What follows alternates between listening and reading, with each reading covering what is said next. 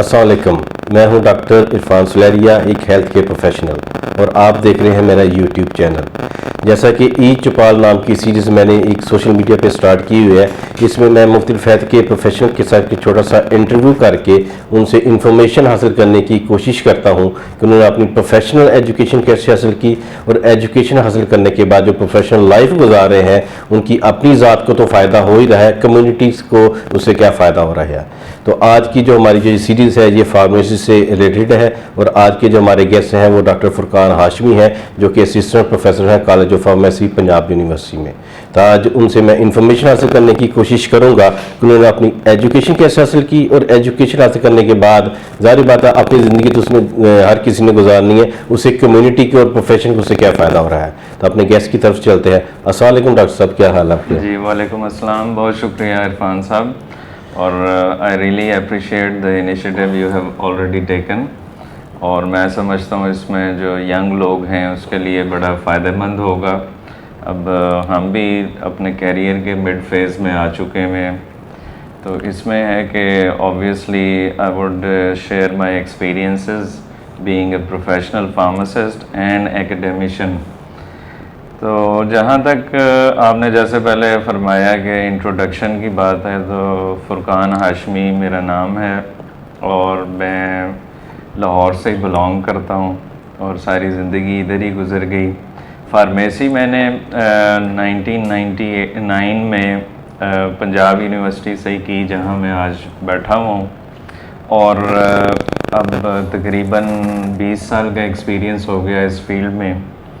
तो सबसे पहली बात यह है कि जब इंसान फार्मेसी में आता है पर्टिकुलरली, क्योंकि घर से सारे लोग डॉक्टर बनने के लिए निकलते हैं, तो अल्लाह ताला ने हमें बिल्कुल मायूस नहीं किया, और ना मैं मायूस हुआ।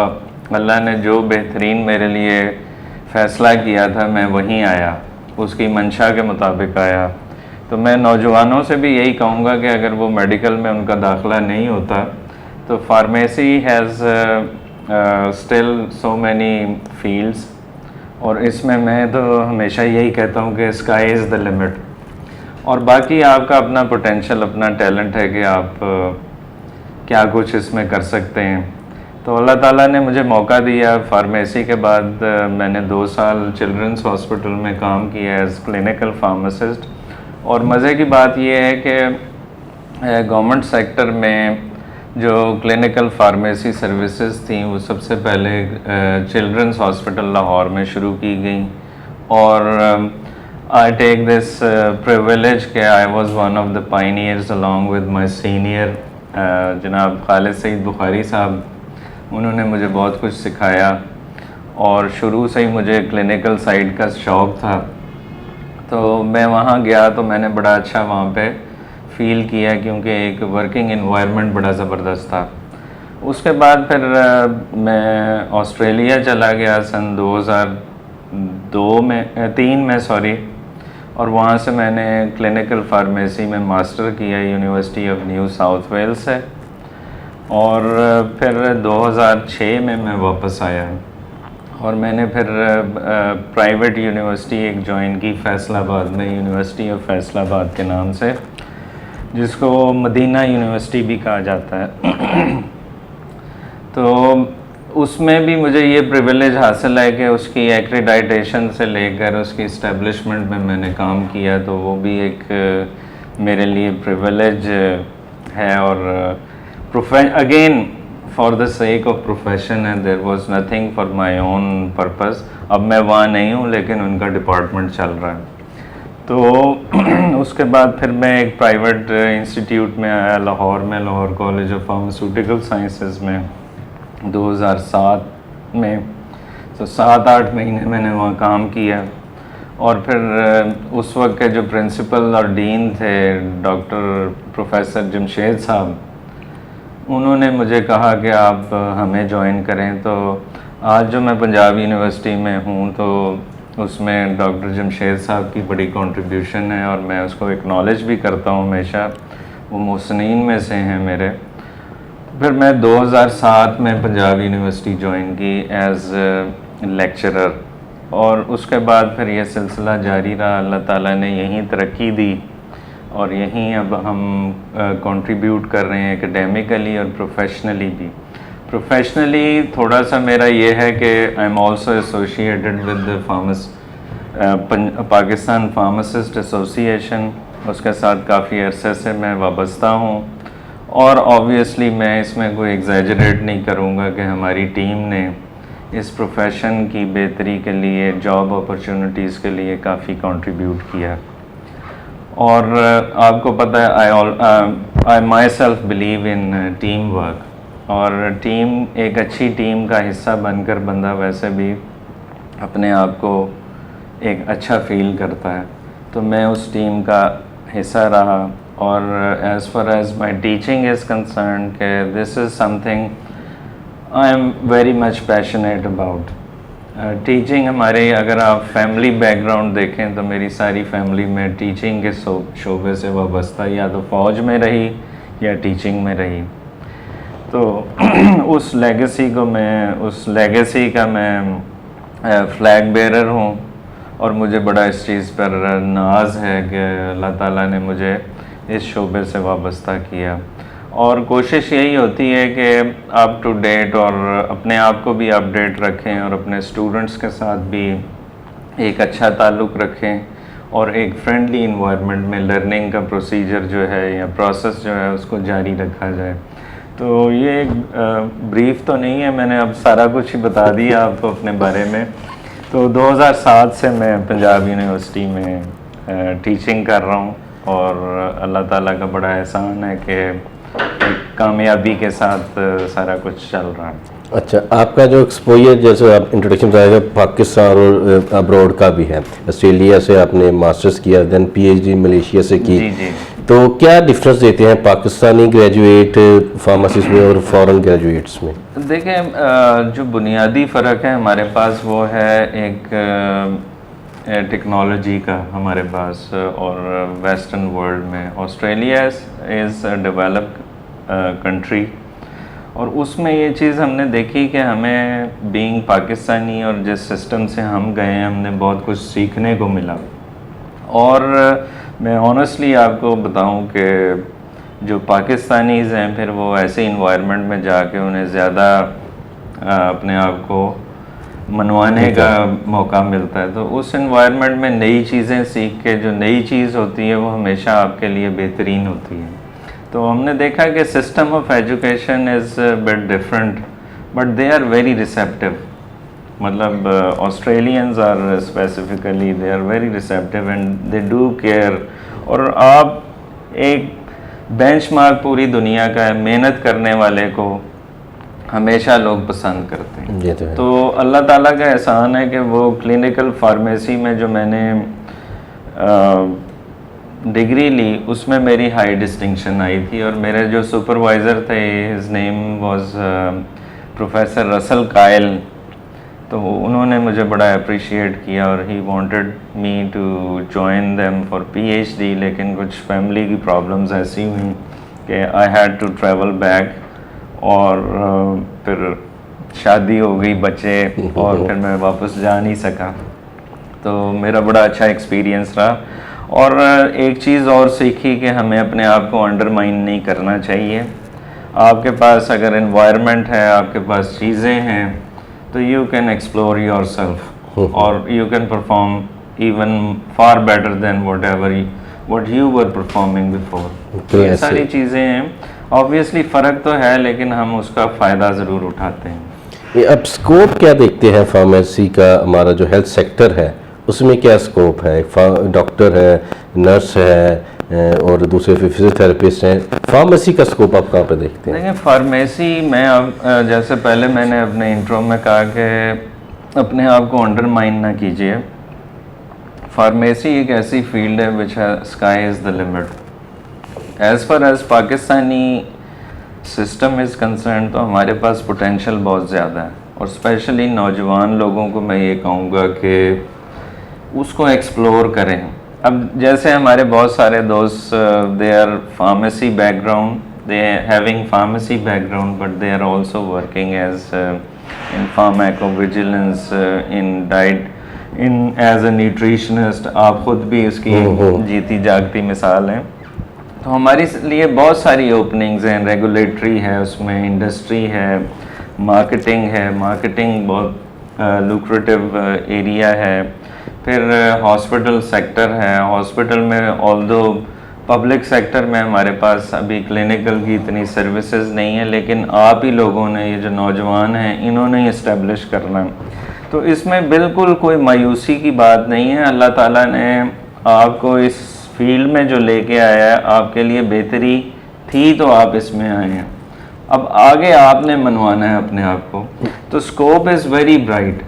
और मैं अभी भी इस चीज़ पे एम्फसाइज करूँगा कि स्काई इज़ द लिमिट। तो अपने आप को अंडरमाइन ना करें, अपनी जो पोटेंशियल्स हैं उसको पॉलिश करें, अपने आप को एक्सप्लोर करें कि आपकी क्या सलाहियत है और वो किस चीज़ में बेहतरीन यूटिलाइज हो सकती है। ठीक है सर। आपने इंटरव्यू में बताया कि आप हिस्सा रहे हैं पाकिस्तान फार्मेसी एसोसिएशन का, तो ये पाकिस्तान फार्मेसी काउंसिल है क्या अपना पार्ट प्ले कर रही है फार्मेसी के एजुकेशन को अपग्रेड करने में? देखिए, काउंसिल और association are two different things. Council is a professional body जिसका काम है, जो कि सरकारी इदारा है एक गवर्नमेंट का, हेल्थ सेक्टर का।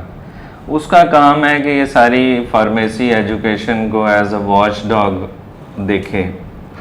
तो मेरी अपनी राय है, लोगों को इससे इत्तेफाक नहीं हो सकता, ज़रूरी नहीं है कि मेरी, लेकिन एज एन एकेडमिशियन मैं अगर बात करूं तालीम के शोबे के लिहाज से, तो फार्मेसी काउंसिल अपना कोई वो सही किरदार अदा नहीं कर रही।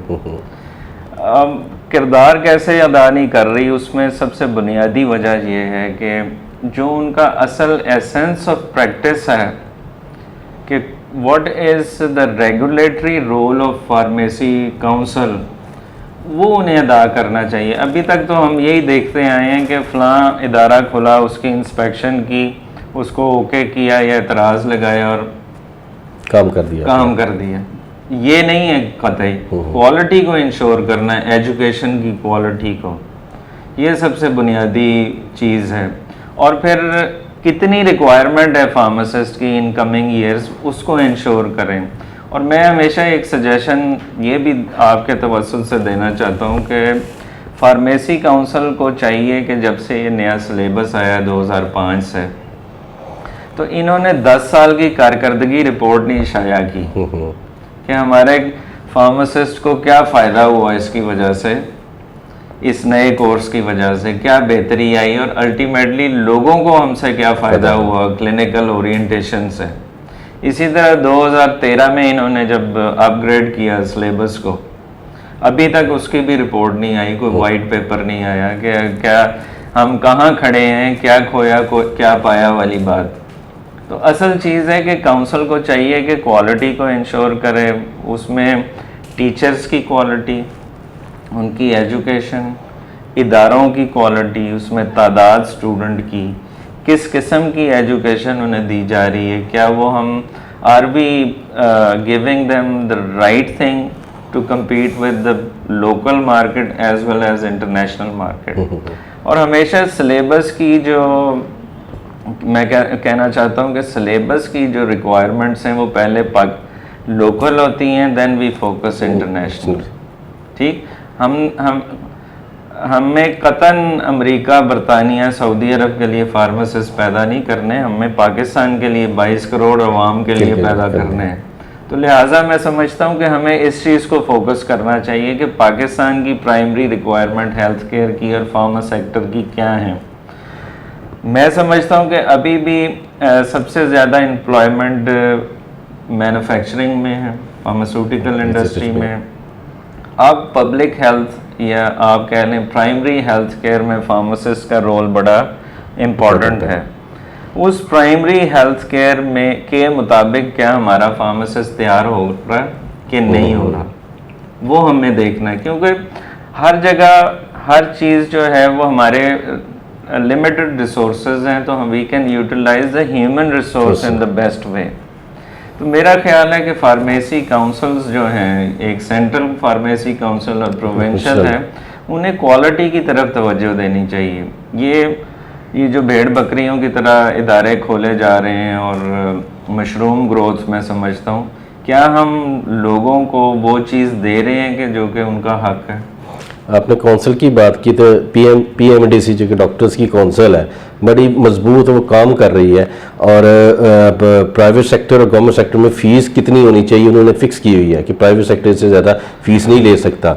हमारी काउंसिल, अगर फार्मेसी की बात करें तो हर प्राइवेट इंस्टीट्यूट ने अपनी मर्जी की फ़ीस रखी देखिए, हुई है। इसमें ना बुनियादी चीज़ ये है कि what is the necessity of opening the private institution, चाहे वो मेडिकल के हों या फार्मेसी के हों। क्या कभी किसी ने कोई होमवर्क किया आज तक कि हमें कितने डॉक्टर और कितने फार्मासिस्ट चाहिए? नहीं। तो मेरे नज़दीक, ये मेरा अपना व्यू पॉइंट है कि ये अब कारोबार बन चुका है। बिल्कुल सही कह रहे हैं। ठीक है। अब मैं समझता हूँ कि जैसे पंजाब यूनिवर्सिटी की जो फ़ी है, चाहे मॉर्निंग की ले लें रेगुलर चाहिए और इवनिंग प्रोग्राम की ले लें, तो वो दोनों ही बहुत कम है बहुत कम है। Compare to rest of the, ये जितने सरकारी इदारे हैं इनमें कम है। तो कहने का मकसद है कि पीएमडीसी या फार्मेसी काउंसिल जो है, जो भी कर रही है, उन्हें ये भी सोचना चाहिए कि भाई हमें इतने इदारों की ज़रूरत भी है कि नहीं। क्या आप अननेसेसरी बिजनेस प्रमोट कर रहे हैं लोगों बिल्कुल का? ऐसे ही है। जो ये मेरी अपनी राय है, आप इससे इख्तलाफ करने का हक रखते हैं। तो ये सारी चीज़ें जो हैं कि हमें, पाकिस्तान की लो और मिडल इनकम कंट्री है। Can people afford to have a pharmacist in 1.5 million? बल्कि इससे भी ज़्यादा होता है। इससे भी ज़्यादा होता है। ठीक है।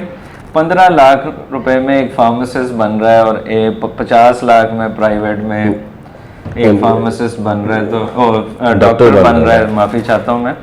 तो क्या इसकी ज़रूरत है हमारी कौम को?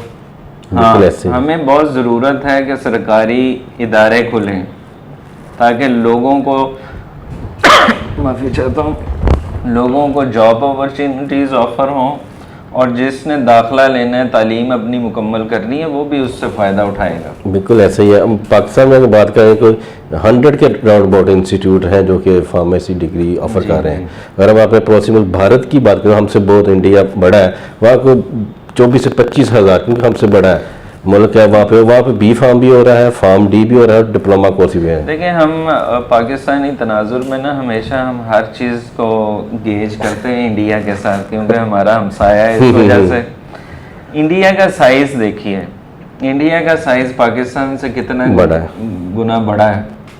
दूसरा, उनकी आबादी बहुत ज़्यादा है। तो मैं समझता हूँ कि अगर 25,000 भी 1 अरब की आबादी के लिए है तो वो भी कम है, अगर आप उसकी रेशो कैलकुलेट करें। क्या पाकिस्तान की 22 करोड़ आवाम के लिए ये जो मेडिकल कॉलेज और फार्मेसी इंस्टीट्यूशंस हैं, ये नेसेसरी, इतने काफ़ी हैं? अगर नहीं है तो उनको बढ़ाया जाए, लेकिन गवर्नमेंट की सरपरस्ती में। बिल्कुल ऐसे ही। ठीक है, प्राइवेट सेक्टर एक अपना रोल प्ले करे, लेकिन प्राइवेट सेक्टर को भी रेगुलेट करना कंसर्न काउंसिल्स का काम है। तो हमें अपनी ज़रूरत, जैसे मैंने पहले कहा कि बुनियादी चीज़ है कि हमें पाकिस्तान की ज़रूरियात को सबसे पहले सामने रखना है। हमने किसी मुल्क से ना मुकाबला करना, हमने अपनी कॉम्पिटेंसी पाकिस्तान के लिए इस्टेब्लिश करनी है। हमने अपनी कॉम्पिटेंसी अपनी नीड्स के मुताबिक करनी है।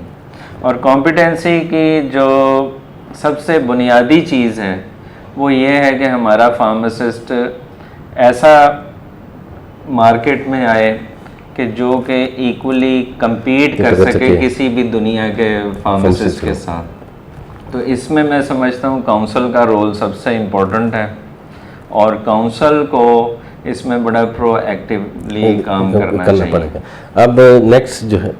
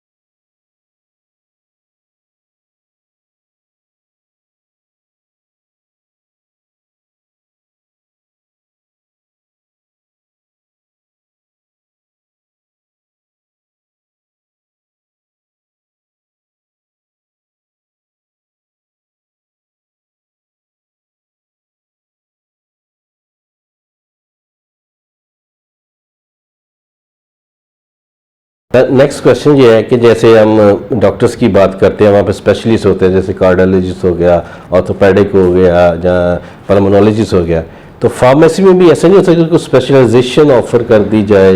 जी बिल्कुल, ये मुमकिन है। जैसे आपने, हमारे पास मिसाल है शौकत खानम की, उसमें एक स्पेसिफिक स्पेशलिटी के फार्मासिस्ट जो हैं काम कर रहे हैं। हमारे पास वही चीज़ है कि हम we have ample room to establish new things, new specialities in pharmacy.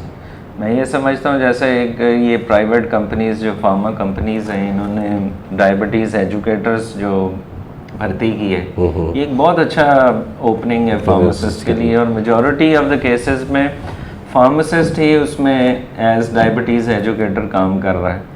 तो बल्कि मैं आपको बताऊं कि मेरा एक पीएचडी का स्टूडेंट है, हम बेसिकली यही गेज कर रहे हैं कि फार्मासिस्ट की इंक्लूजन से पेशेंट के लाइफस्टाइल में, उसकी क्वालिटी ऑफ लाइफ में कितना फ़र्क आया। तो हमारे पास डेफिनेटली बहुत रूम है कार्डियोलॉजी में, एंडोक्राइनोलॉजी में, फिर इसी तरह ऑटो इम्यून डिजीज़ हैं, कॉस्मेटोलॉजी में, कॉस्मेटोलॉजी है, न्यूट्रिशन है, इनमें बहुत सारा रूम है। तो ज़रूर मैं समझता हूँ कि इस तरफ भी हमें तवज्जो देनी चाहिए, और हर इदारे को देनी चाहिए कि न्यूट्रिशन या इंडस्ट्री से related, for example CGMP compliance को इंश्योर करने के लिए ट्रेनिंग्स हों। फिर मतलब हमें मैक्सिमम यूटिलाइजेशन करके अपना ह्यूमन रिसोर्स। एक मज़े की मैं आपको बात बताऊं डॉक्टर साहब के, जिन मुल्कों की आबादी सबसे ज़्यादा होती है वो ब्लेस्ड नेशंस होती हैं मेरे मुताबिक। वो क्यों? This is called a human resource. So we should focus on the development of human resource, और हम इन लोगों को बड़ा अच्छे तरीके से ट्रेन कर सकते हैं कि यही अगर किसी इदारे में जाते हैं तो they could be very good professionals. तो ह्यूमन रिसोर्स की ट्रेनिंग, उनकी डेवलपमेंट सबसे बेहतरीन काम है दुनिया में। बिल्कुल ऐसे ही है। जैसा कि हम पुराने ज़माने की बात करते हैं तो आजकल इसका ह्यूमन रिसोर्स है।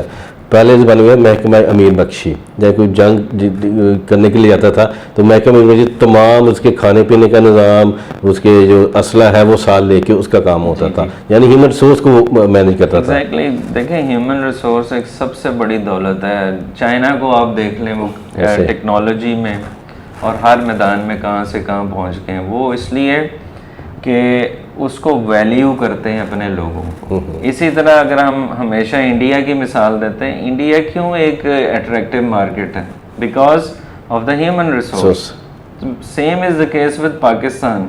Why don't we make it an attractive market for others? तो हमें अपने ह्यूमन रिसोर्स को चैनलाइज और डेवलप करने की ज़रूरत है। अब यंग फार्मासिस्ट ग्रेजुएट्स, चाहे वो यहाँ से निकल रहे हैं, पाकिस्तान किसी भी इंस्टीट्यूट से निकला है, अब उन ग्रेजुएट्स को क्या मैसेज देंगे? देखिए, सबसे बुनियादी चीज़ जो कि मैं अपनी डेली प्रोफेशनल लाइफ में फेस भी करता हूँ वो ये है कि people who are graduating from these institutions, उनकी काउंसलिंग का कोई सिस्टम नहीं है हमारे पास। क्योंकि एक स्टूडेंट को ये नहीं पता होता कि उसने कल को फील्ड में जाके करना क्या है। अगर मैं एज ए हमारे यहाँ स्टूडेंट एडवाइज़र्स भी होते हैं, लेकिन उनका टिपिकली वो अजीब सा काम है, लेकिन एडवाइज़री रोल नहीं है। तो मैं समझता हूँ कि इदारों के अंदर आप बनाएं काउंसलिंग सेंटर्स के, आप स्टूडेंट के एप्टीट्यूड के मुताबिक उसकी प्लेसमेंट के लिए काम करें। तो उससे ये होगा कि लोगों में मायूसी की जो शरह है ना वो कम होना शुरू हो जाएगी। तो मैं समझता हूँ कि उन ग्रेजुएट्स को पहले तो ट्रेन करें कि उनसे पूछें वो क्या करना चाहते हैं, और जो बाय चॉइस चीज़ होती है वो बेहतरीन होती है। तो हमारे यहाँ परसेप्शन यही है कि जी कुछ नहीं, मार्केट में कुछ भी नहीं है। ऐसा नहीं है, मार्केट में बड़ा कुछ है, और थोड़ा सा कसूर हमारे स्टूडेंट्स का भी है कि उन्हें भी अपना एक प्रोफेशनल एटीट्यूड और अटायर को अपनाना चाहिए, ताकि वो अपना पॉजिटिवली जिस भी फील्ड में जाएं वो काम कर सकें। देखिए, मैं समझता हूँ कि इस वक्त पाकिस्तान जैसे मुल्क में जिसकी इतनी बड़ी आबादी है, हमें चाहिए कम्युनिटी फार्मेसीज ज़्यादा से ज़्यादा। सबसे ज़्यादा इस वक्त पोटेंशियल हमारी कम्युनिटी फार्मेसीज़ में है। ठीक, प्राइमरी हेल्थ केयर में फार्मासिस्ट का रोल इतना इम्पॉर्टेंट है कि नज़ला ज़ुकाम खांसी को आप वहीं हैंडल कर सकते हैं, लेकिन प्रोवाइडेड हम उन लोगों की इस एक्टिविटी को एक्रेडिट करवाएं। ठीक ठीक। तो मैं समझता हूँ कि पिछले चंद सालों से मैंने एक पॉजिटिव चेंज देखी, ट्रांजिशन देखी। वो ये है कि बहुत सारे यंग फार्मासिस्ट जो हैं वो अपनी फार्मेसीज इस्टेब्लिश कर रहे हैं, और इसमें हेल्थ फाउंडेशन का भी मैं शुक्रगुजार हूँ कि उन्होंने इस सिलसिले में इन्हें फैसिलिटेट किया। दूसरा अभी जो ये वज़ीर आला या वज़ीर आज़म का प्रोग्राम है, आप उससे भी बिल्कुल फ़ायदा उठाएं, नौजवानों को उसकी तरफ लगाएं कि अपनी एक फार्मेसी, क्योंकि पढ़े लिखे बंदे से जब दवाई कोई लेने आता है तो वो और चीज़ होती है, उसका असर फार्माकोलॉजिकल की बात नहीं कह रहा, साइकोलॉजिकल सोशल फैक्टर जो है ना वो बड़ा इम्पोर्टेंट है। कि एक पढ़े लिखे ग्रेजुएट फार्मासिस्ट से अगर आप सिंपल एस्प्रिन भी लेते हैं तो उसका और फ़र्क है कंपेयर टू एक अनपढ़ मैट्रिक पास बंदे से या किसी और से लेने से। तो ये बड़ी अच्छी ओपनिंग है, आप इस पे ज़रूर तवज्जो दें। मैं तो पर्सनली लोगों को गाइड भी इस तरफ कर रहा हूँ कि आप इस स्कीम के बिला सूद कर्जा ले सकते हैं गवर्नमेंट से, और you can establish a very good pharmacy भी है, लोगों की खिदमत भी है और आपका बिजनेस भी है। और बिजनेस में अल्लाह ताला ने हमेशा बरकत रखी है जो कि बढ़ता ही बढ़ता है। बिल्कुल ऐसे हजूर सल्लल्लाहु अलैहि वसल्लम ने तिजारत करो, बिजनेस करो। तो मैं ये समझता हूँ कि बहुत सारी ओपनिंग्स हैं और यंग फार्मासिस्ट को बिल्कुल परेशान होने की ज़रूरत नहीं है, और अपने आप को अंडरमाइन ना करें, अपने आप को एक्सप्लोर करें, अपने पोटेंशियल्स को पॉलिश करें, तो आप कभी भी इंशाल्लाह परेशान नहीं होंगे। बिल्कुल ऐसे ही। अब किसी की लाइफ में जो कोई भी स्टूडेंट है, टीचर का बड़ा रोल होता है। जी जी। चाहे वो स्कूल से कर ले, कॉलेज कर ले, यूनिवर्सिटी कर ले, तो आपकी लाइफ में किस टीचर ने सबसे ज़्यादा आपको इन्फ्लुएंस किया, चाहे वो स्कूल है, कॉलेज है या यूनिवर्सिटी है? डॉक्टर साहब, स्कूल के टीचर को तो मैं भुला ही नहीं सकता, क्योंकि जो हमारी बेसिस बनाई वो हमारे डिविजनल पब्लिक स्कूल के असातिज़ा ने बनाई। और क्योंकि जब से मैंने टीचिंग ज्वाइन की तो मुझे अब समझ आई कि उन लोगों का किस कदर मस्बत किरदार था मेरी शख्सियत में या किसी की भी शख्सियत में, तो मैं उन्हें सलूट पेश करता हूँ। दूसरा ये कि अगर हम फार्मेसी की बात करें, इस इदारे की बात करें, तो हमारी इंस्पिरेशन थी डॉक्टर ख्वाजा हसनैन हैदर साहब। वो ऐसी शख्सियत के मालिक थे जिसे आप कहते हैं कि पुरकशिश, कैरिस्मेटिक और प्रोफेशनली साउंड, और अपने सब्जेक्ट, अपनी लाइन में वो बहुत ज़बरदस्त थे। तो उनसे हमेशा हमें इंस्पिरेशन मिली। शक्ल सूरत, कद काठ भी उनका बड़ा खूबसूरत था, उनका किरदार भी वैसा ही था, और उनकी जो प्रोफेशनल कमिटमेंट थी वो भी उसी तरह थी।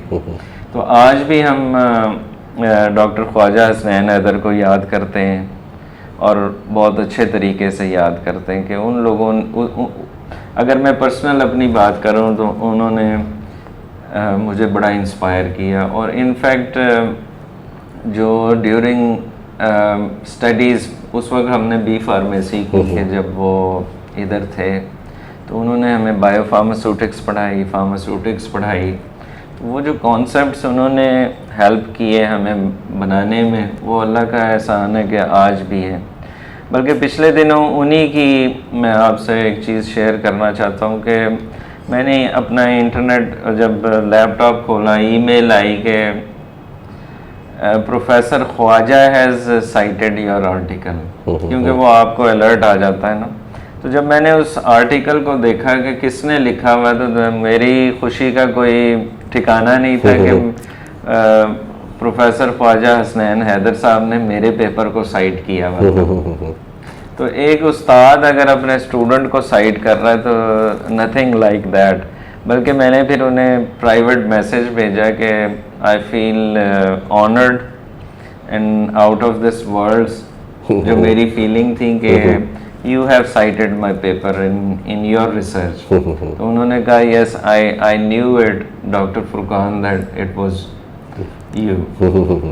तो मेरे लिए वो बड़े, आज भी वो हमारे लिए इंस्पिरेशन है, और अल्लाह ताला उन्हें सलामत रखे, खुश रखे। और बाकी अगर आप देखें तो एक वक्त ऐसा आता है कि आप बड़े फ़ख्र से अपने क्लास फेलोज़, अपने दोस्तों का तारुफ़ कराते हैं, क्योंकि वो भी एक टाइम ऐसा आता है कि वो आपका फ़ख्र बन जाते हैं।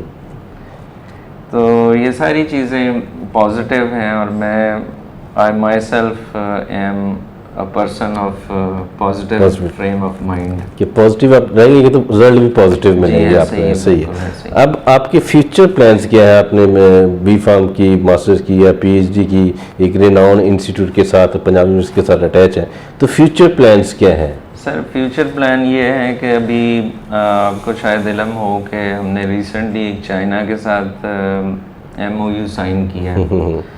उसका बेसिकली मकसद ये है कि हम अपने यहाँ के जो फार्मेसी रिलेटेड पीपल हैं उनको ट्रेन करें, और उसमें हम ज़्यादा पॉलिसी एंड प्रैक्टिस की बात करते हैं। ठीक, हम ह्यूमन रिसोर्स डेवलपमेंट जो हमारी प्राइमरी ऑब्जेक्टिव है, तो फ्यूचर में मैं यही देख रहा हूँ कि हम इसको इंशाल्लाह कामयाब करने में कोई कसर नहीं उठा रखेंगे, और अल्लाह ताला ऑब्वियसली हमारी मदद इसमें करेगा। तो मैं वही चीज़ कह रहा हूँ कि we have several openings in pharmacy profession, तो अपने आप को बस अंडरमाइन नहीं करना चाहिए, keep on exploring different areas.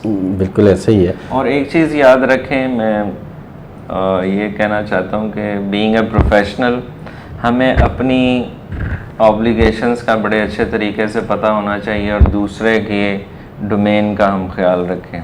We should be working in our domain and respect the other professionals domain. इसी मैं भी इस प्रोफेशनल लाइफ में आया, तो इसी चीज़ की जो लैकनेस है ना, वो आपको पीछे लेके आती है। हमारा प्रोफेशन है फार्मेसी रिलेटेड, हम डायग्नोज डॉक्टर ने करना होता है, लेकिन मैंने जो फील्ड में देखा है कि फार्मेसी कहते हैं मैं डायग्नोज भी मैं करूं और प्रिस्क्राइब भी मैं करूं, इसमें थोड़ा सा क्लैश आ जाता है। मिस कॉन्सेप्ट है, मैं समझता हूँ, और हमें इस चीज़ में बड़ा ज़िम्मेदारी का एहसास होना चाहिए कि इसीलिए मैंने अभी यही बात की ना कि जो आपकी डोमेन है आप उसमें रहें और दूसरे की डोमेन को ऑनर करें। बिल्कुल। तो इसलिए profession is a win win situation. तो हमें किसी को सुपरसीड नहीं करना, हमें किसी से मुकाबला नहीं करना, हमें किसी की गलती नहीं पॉइंट आउट करनी, हमें बेसिकली अपनी जिम्मेदारी अदा पूरी करनी है। ठीक है, तो थैंक यू सर, आपने वो अपने कीमती वक्त में से वक्त दिया, और ये इन्फॉर्मेशन जब ऑन एयर जाएंगी तो किसी कोई भी जो इसको जब देखे या सुनेगा, तो अगर एक उसके लफ्ज़ या जुमला उसके लिखा हो जाए, तो मेरे ख्याल में मैं और आपने जो सेशन किया हम कामयाब हो गए। तो एट द एंड एक टोकन ऑफ एप्रिसिएशन के तौर पे एक छोटी सी शील्ड है मेरी सोसाइटी की है, national dietetic and nutrition society, उसकी तरफ से एक शील्ड है as a token of appreciation. ये आपको याद करेगा, आपने मेरे साथ एक सेशन किया था रिगार्डिंग फार्मेसी प्रोफेशन। जी बहुत शुक्रिया डॉक्टर इरफान, और मैं आपका तहे दिल से शुक्रगुजार हूँ कि आपने ये मुझे मौका दिया, और स्पेशली जो ऑब्जेक्टिव है आपका वो है टू हेल्प